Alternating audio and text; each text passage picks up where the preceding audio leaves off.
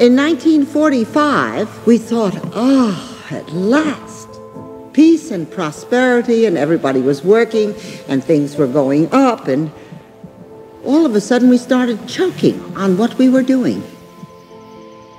Noble have I created thee, why dost thou abase thyself? Our destiny is noble indeed. Many people say if it could only be as it was when we were children, when things were simple, why can't it be as it was? And I was thinking, it can't be because all the people living in those old houses have changed. Maybe the houses haven't changed, but the people have changed. And the times have changed. And there is no going back anymore.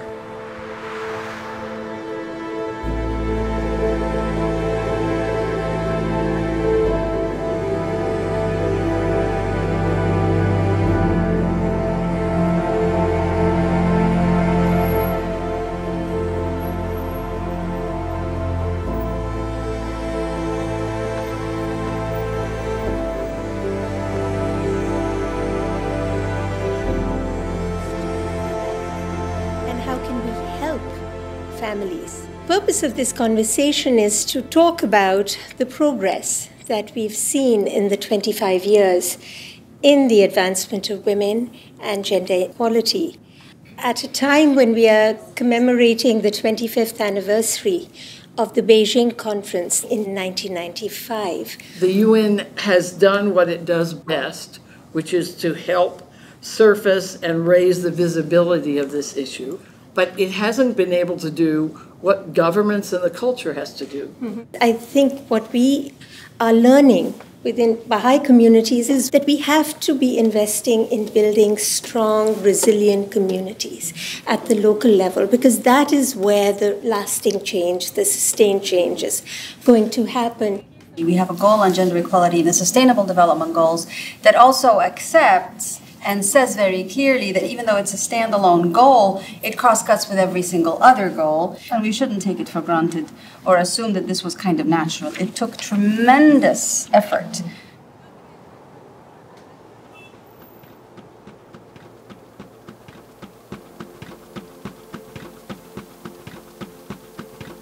An open letter to the women of the world from the women delegates and advisors at the First Assembly of the United Nations.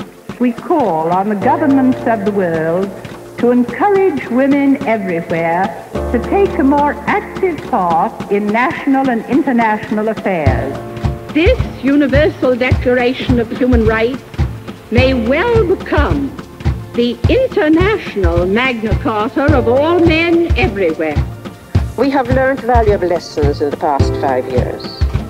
The attitudinal prejudices which stand in the way of women's advancement are held by women as well as by men. Time is short for us to rectify the present unsustainable patterns. We must achieve greater equality. We have proposed an Equal Rights Amendment. Those delegations who are in favor of Draft Resolution 1, entitled The Role of Women in the Preparation of Societies for Life and Peace, raise their hands, please. The women's movement is about changes in a society, about changes that are global. We want this to be remembered as a conference of women, by women, and for women. I declare open the 41st session of the Commission on the Status of Women. We have to give real meaning to the ideals of women's equality. This has been a century of women's emancipation. Beijing was something we all shared.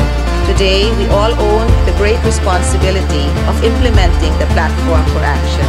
The first 63 years have been momentous. Today, let us be clear about what needs to change.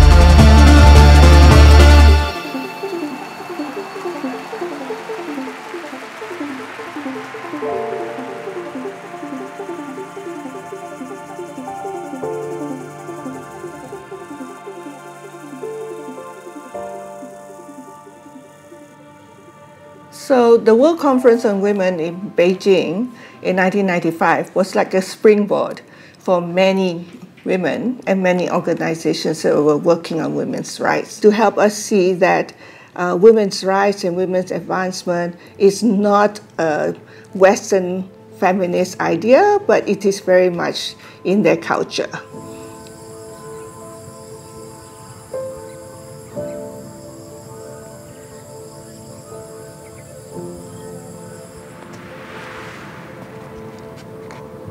I was born in Malaysia.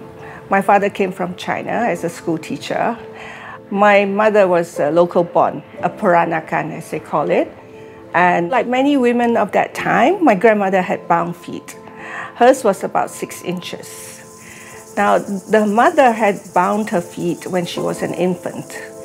And the beauty was described as a woman with 3-inch feet, walking and swaying like a weeping willow. So she suffered a lot from the binding of her feet that deformed her feet. To walk is really very painful. It took a lot of courage of my grandmother not to bind the feet of my mother. And because of that, it liberated me from this tradition of bound feet.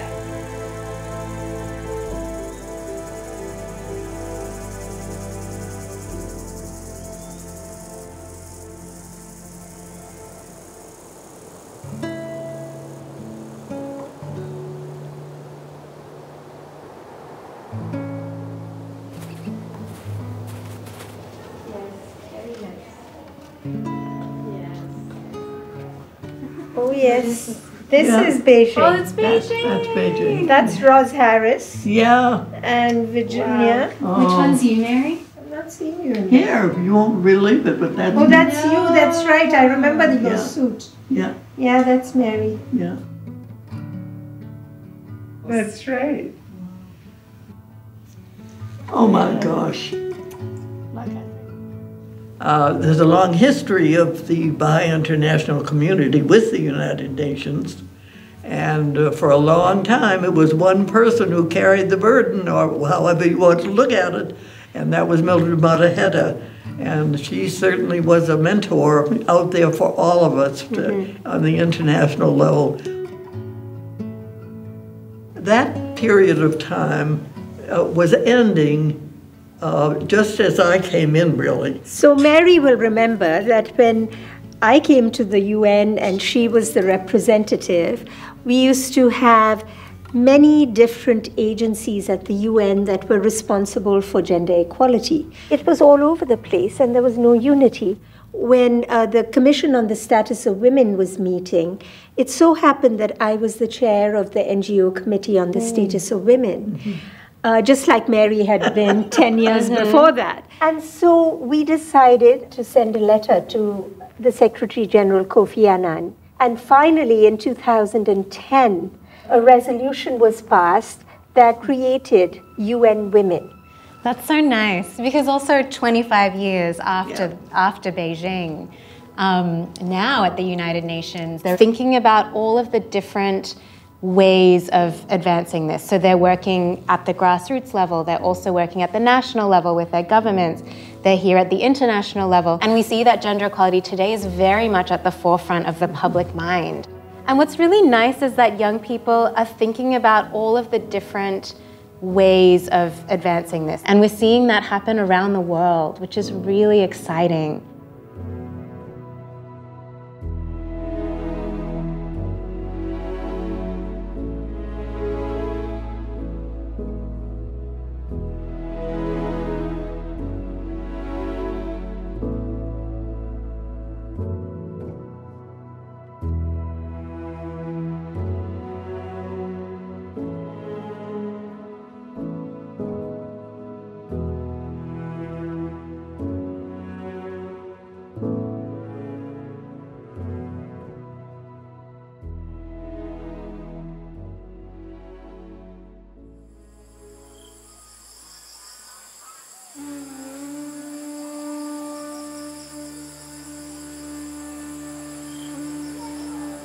मेरे father तो वो भी वही चाहते थे कि मेरे घर My father, he did not want his daughter to go out.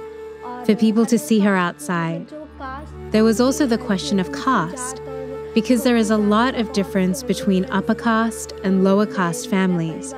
And while I was from an upper caste family, the man I wanted to marry was from a different caste. He lived in the village, and his background, his way of living was very different from mine. However, my only wish was that I could live there and would be able to serve the community the way I wished to, because my husband would give me equal rights, and I would be able to move forward with him at the same pace, side by side. But when we went to different places to serve, many people made fun of us.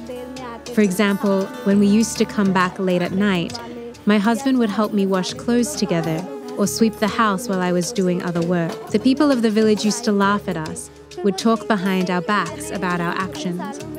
But slowly over the years, I saw some things change. One day, I was sitting outside my house, and I noticed one of my neighbors pick up a broom and start sweeping his house. I started to laugh. He asked me, "Why are you laughing? Your husband also sweeps the house." I thought, maybe a transformation is taking place, and I'm happy you're doing this.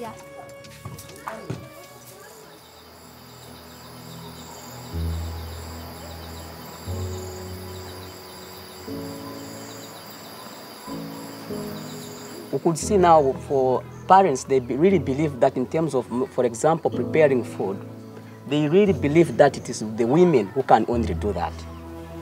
If they are going together in the field, the husband will only carry an axe around. But to find that the woman is carrying heavy buckets on her head with cassava, including vegetables, the husband will not help. You cannot come near to a woman who is preparing food. It was not allowed at first. So even these boys and girls who have been growing, they could see that difference. The husband would just come and shout at the woman to say, "Why are you not cleaning the house? Why are you not preparing food at this time?" But him is just sitting like this, waiting for a woman. A woman will come from very far from the farm.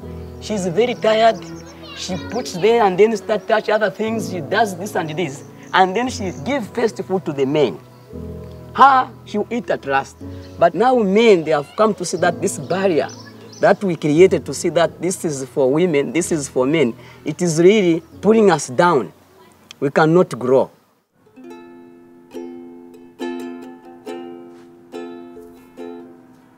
We recently became parents. Our daughter is almost 1.5 years, so that really brought in a whole new element of what housework looks like if you're striving for gender equality, what income looks like if you're striving for gender equality, what childcare looks like. For us, gender equality doesn't mean sameness, so it doesn't mean that we necessarily do the same tasks the same amount, but somewhere in there, there's a balance. I think the biggest barrier remains to be expectation of what is equality mean, and how do we as a couple and how do we as a family really address that expectation, and when it's correct, apply it correctly, and when it leaves much to be desired, how can we alter that in how we live our lives? But I think it's one of the things we've discussed a lot, where Kimmy is very driven in her career, and as am I. So we say, well, how can we both succeed out there in the world as well as at home with equal voices in our marriage? Our daughter has so much joy, I think even more than the average baby. Maybe I'm biased, but she just screams with delight all of the time. And you see how women in this world are barraged with so many things and so many challenges. And so I know these challenges will come her way. For her to keep that bit of joy for herself is going to require, I think, resilience to all these challenges that come, and just having the tools to take the world for what it is and make it a better place, but retain that part of herself that is so valuable to me and so valuable to many others, I think.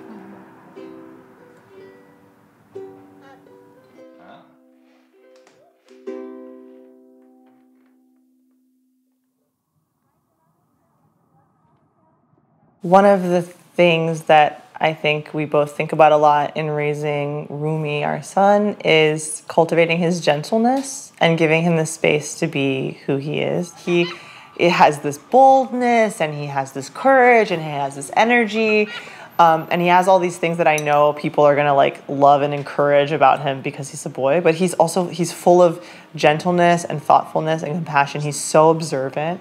He sits in silence beautifully. He is like creative and collaborative. He loves beautiful things. And those are like these attributes that are just as beautiful about him. And I don't want any one thing to mean that he can't be the other thing. As a Baha'i, understanding the unity of the world is something that we really hold dear. And raising Rumi is one of the things that I think I do as a member of the human race. Starting a family really feels like we're beginning to participate in a dialogue that exists across the entire world. It's not something that exists in America or something that exists in Asia. It's something that we all do together.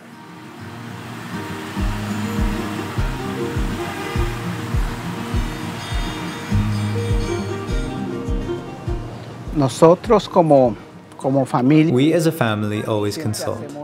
We always consult. So even though they are very young, there are issues that we consult about together that are at their level of understanding.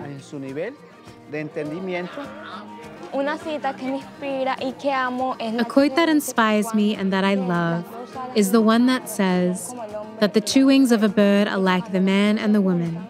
And when the two come together, the bird can fly with strength. And an example I give is that of my brother, who when I do a job, he helps me. And this way we can progress together. Well, it's important because, like, if I let my sister do all the chores alone, she's going to finish, but she has to do other things. She can't be doing house chores all the time as if she was working here.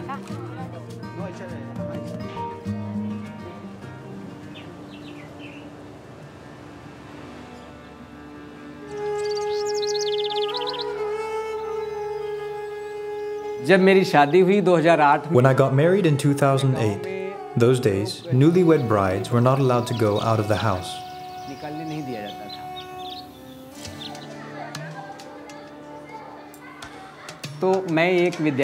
I used to run a school, so 2 or 3 days after the wedding, we went to my school so that she could start teaching children.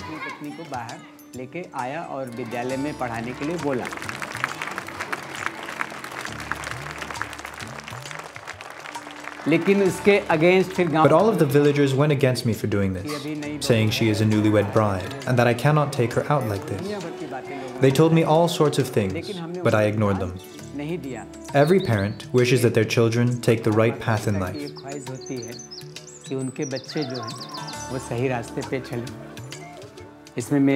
Even I hope that my 3 daughters take the right path in life and contribute to the construction of a better society.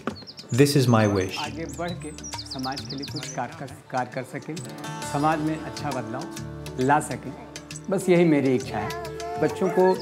When we focus on their moral and spiritual education right from a young age, they stand out and contribute in transforming this society, this world, in a better way. और वो समाज में दुनिया को बदलने में अपना बेहतरीन योगदान दे पाते हैं।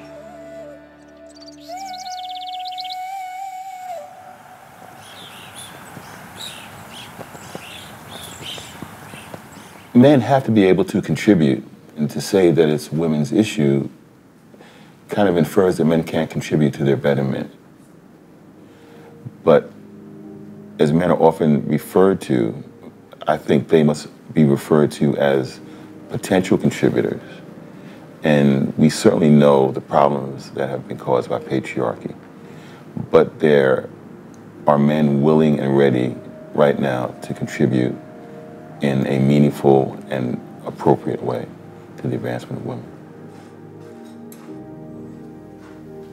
I think part of what allows toxic masculinity to flourish is actually the suppression of what might be true masculinity, you know, which is not the expression we've seen. You know, we see something that's contorted.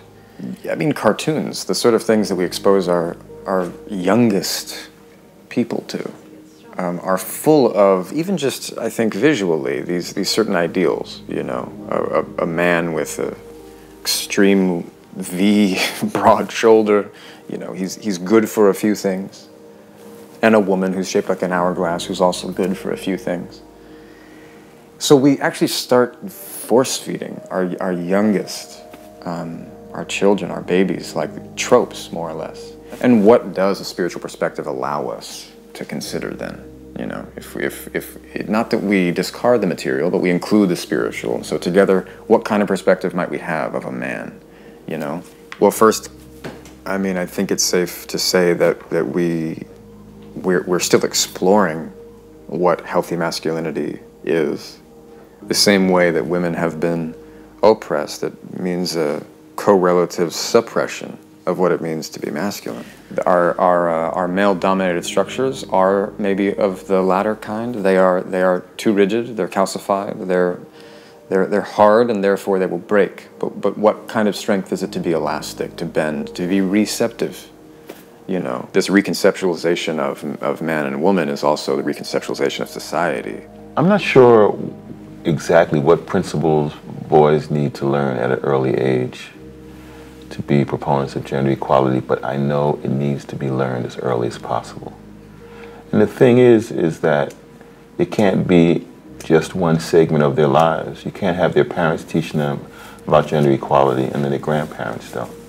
You can't have them learning gender equality at home and then when they go out into community activities where gender equality is in practice. So the entire community has to contribute to that. And that means that everyone has to be on board. Every single person that child, that boy runs into has to enforce this ideal. And that makes the change generational.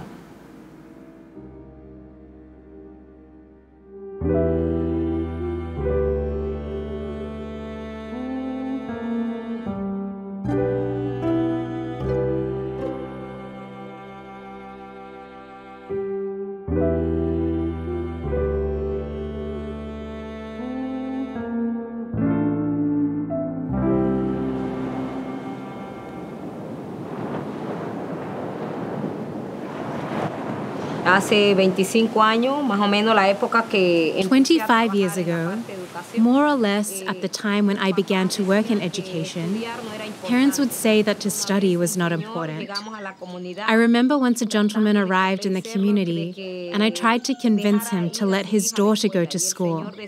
And the gentleman said, I have animals, I have land, and if my daughter is going to study, if what she is going to learn is to write letters to her boyfriend, then I don't want to. Within the challenges that exist is that education should reach all communities, but a quality education, a holistic education that thinks of people as whole beings, a whole human being that is composed of three natures. The physical one, his or her body should eat well and be well nourished and have a dignified life. The intellectual part, his or her capacity. Human beings have many capacities and how they develop those capacities through education. But they also have a spiritual part. Through that spiritual part, they can show that they are kind, honest, and truthful. And that is what we need. And if it is received in that holistic way, we can do many things, achieve great things. But the setback in the communities and culture is sometimes because the person is intellectually trained, but is not prepared to make a good decision, to be fair with what he does, to be equitable, to be kind. Then that is the part that is really needed. Tomar una buena decisión para ser justo con lo que hace, para ser equitativo, para ser amable, entonces es la parte que realmente se necesita. ये जो नैतिक कक्षा ये बच्चों के लिए बहुत ही लाभकारी साबित होती है अगर The spiritual education of children is very useful. If a children starts attending these spiritual classes, these Baha'i children's classes, then it's like when you plant a new tree. When it becomes big, it will provide fruits, shade, and wood. But if when it was small, we didn't give it enough water, so spiritual education is like that small plant that if we water it with spiritual qualities, then it will be beneficial for their future, to its parents, and to their community. They will grow and then emerge as a beneficial resource for the community. बहुत ही अच्छी तरीके से निखर कर आएगा और अपने समुदाय को बेहतर बनाने में वो काफ़ी लाभकारी साबित होगा।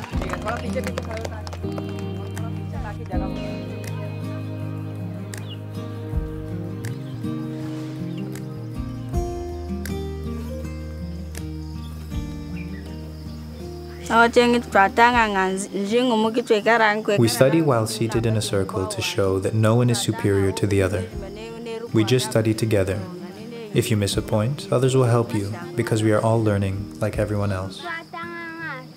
In our study, we learn a lot of things. We learn about confirmation, justice, respect, and many others.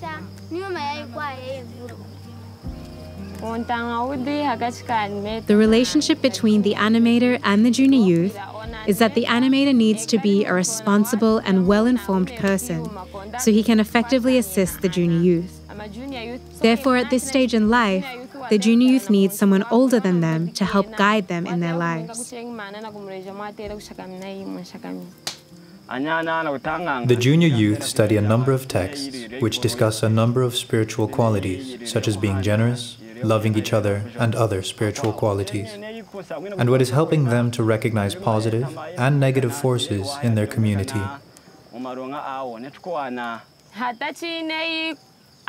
Before, in the past years, it was difficult for women to be free around men. It appeared that men were always in the forefront, implying that the women are behind, making it difficult for women who had thoughts to share.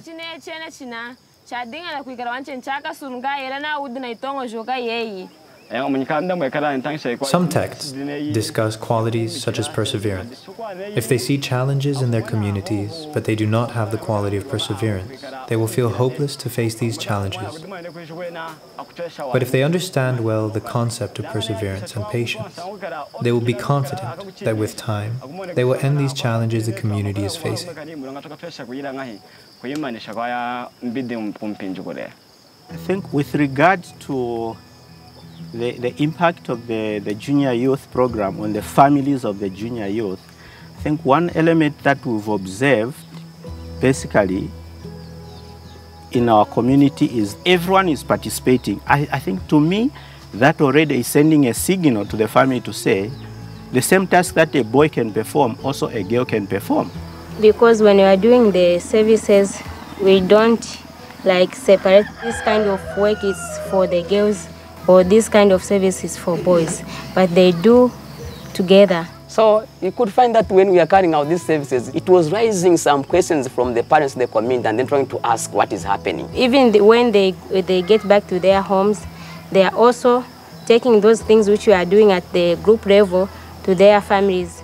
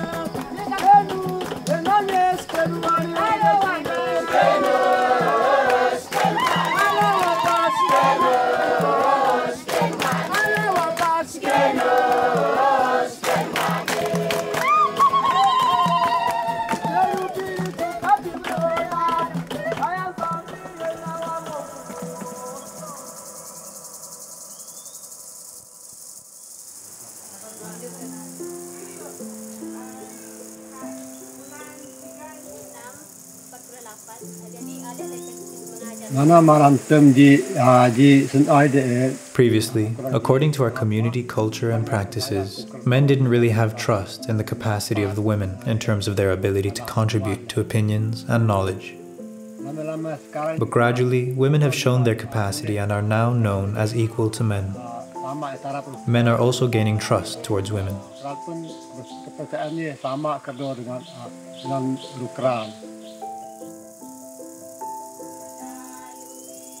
As village leaders, we have many responsibilities and are not only concerned with the education and religion of the villagers, but we are also concerned with the empowerment of women.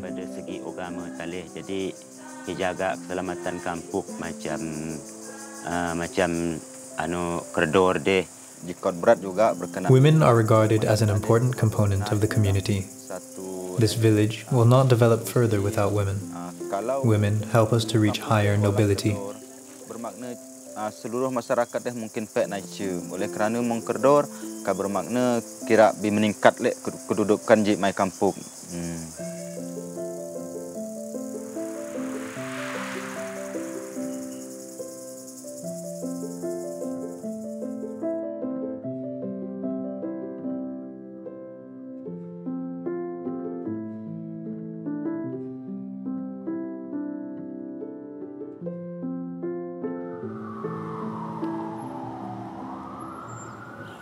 For me, I understand that the sort of context of the divine doesn't exist within this binary of men and women, but it's something that surpasses that. It's something that goes beyond what we can understand of this physical world.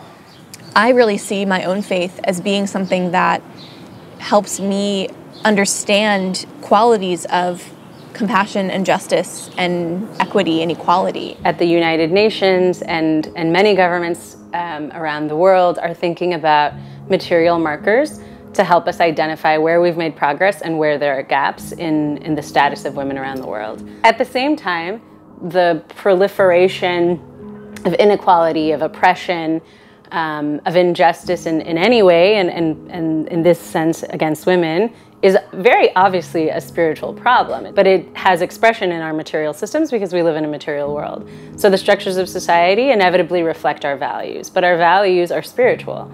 So to only have material meters and markers is in a way to hamstring where we're able to succeed or what we're able to accomplish. When you look at the power structures of religious practices over the course of millennia, they really have done a very good job at sidelining the voice of women and promoting the voice of men in those power structures. And I think that's something that we have to look at objectively and atone for, because it has inhibited religion itself's ability to achieve what it is meant to achieve for all of humanity. But again, that's just the practice of religion. I also think that the history of religion is a history of trying to understand the world around us through a spiritual dimension. And it has always tried to confront the new challenges before humanity. And just like in decades and centuries gone by, those religious leaders who are willing to embrace it and question it and learn about it are going to be pointing humanity, I think, in a wonderful direction. In many traditions and culture, as well as religion, women do not lead prayers. Women are not allowed to say prayers at certain periods of the month. Women are not considered fit to be the one that can hold the holy books or touch the holy books. Right? But the Baha'i devotional meeting changed all that. That everyone was equal, even a girl child could say prayers, could be the one to lead the prayers, could be the one to have people unite together in one voice. So Baha'i devotional is a way of us seeing ourselves as individuals that have a spiritual side, and this spirit can be connected irrespective of what is our outer differences.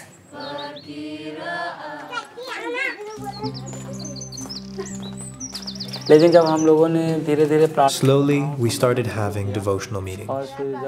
We started inviting people from different localities in these devotional meetings.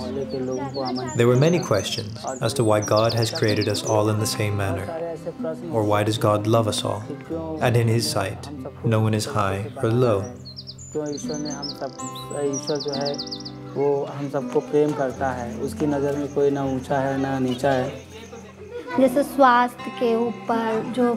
We study documents about health, documents on unity in society, how to love each other, After reading, then everybody gives their suggestion on how things can be organized, what change can be brought, what can be done in the family, how our children can progress, how to stay away from bad habits.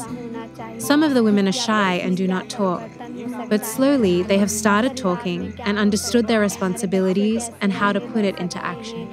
बुरी आदतों से वो कैसे दूर रह सकते हैं, जैसे कुछ महिलाएं बहुत संकोच करती हैं, नहीं बोलती हैं, लेकिन अब वो धीरे धीरे बोलने लगी हैं और उस चीज़ को अपने दायित्व को समझने लगी हैं कि हम किस तरह से उस कार्य को करें.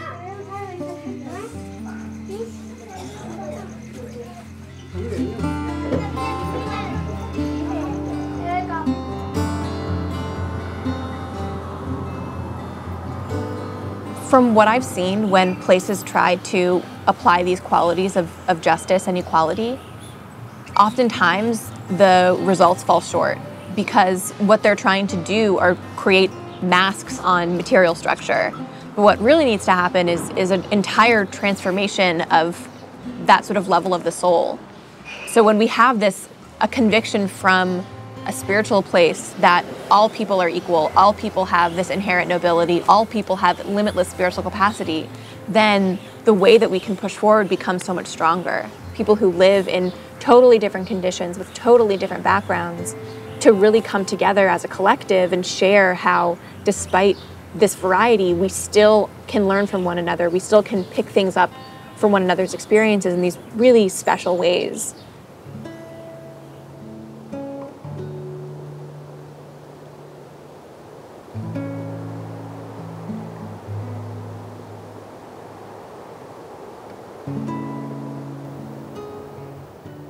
Really, it was just the beginning when I was at the UN. We made a statement on the importance of the girl child and the importance of educating the girl child to the Commission on the Status of Women in 1974. And there was really not a lot of reaction to it at that time. However, when I was in Beijing for the Fourth World Conference, it became part of the program of action. That was another step forward. It was really a thrilling moment. It was the influencing the process to the ultimate. And the director of the Office for the Advancement of Women at the UN came up to me and we high-fived. It was really a victory. It took time. Everything takes time. It's process. Yes. But it was a wonderful moment. I've been thinking a lot about how important it is for the work that the UN does in keeping world peace. And one thing that I want to link back to what governments can do more for the education of girls is to safeguard this peace. Peace is so fragile in this day and age, and education is so dependent on peace to persist. Gender equity requires the culture of peace for us to have a sustainable future. What are the desirable and urgently needed dynamics and traits and qualities that we want to see in the world, and how do they begin to play that role in a way that is both bold and humble and open and informed. So I think in education we have this rich opportunity to engage our imagination and to think very carefully about what is the world that we're building and how are we giving the tools spiritually and intellectually to our young people to come to the forefront and to play that role.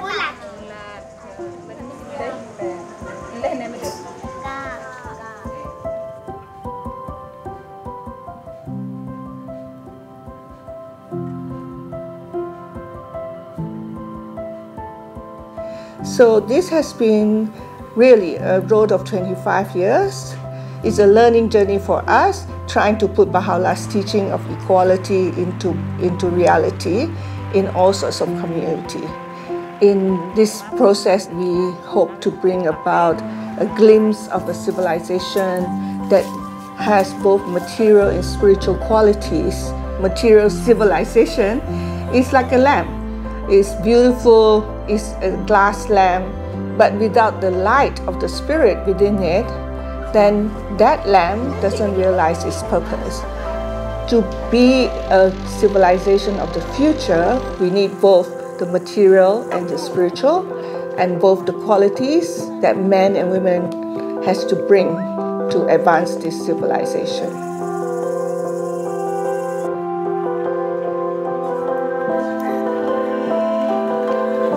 The equality of men and women is a facet of human reality and not just a condition to be achieved for the common good.